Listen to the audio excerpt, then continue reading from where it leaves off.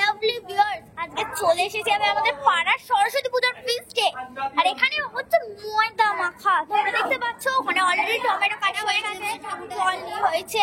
সরস্বতী পূজার ঠাকুর আমি তোমাদের সাথে অবশ্যই শেয়ার করব, ঠিক আছে? এই যে দেখতে পাচ্ছ এখানে পুরো সিনটা মানে রান্না করা হচ্ছে, আলু নিয়ে কিছু হচ্ছে, কি এক্সপেরিমেন্ট হচ্ছে জানি না, ময়দা মাখা হচ্ছে, ঠিক আছে?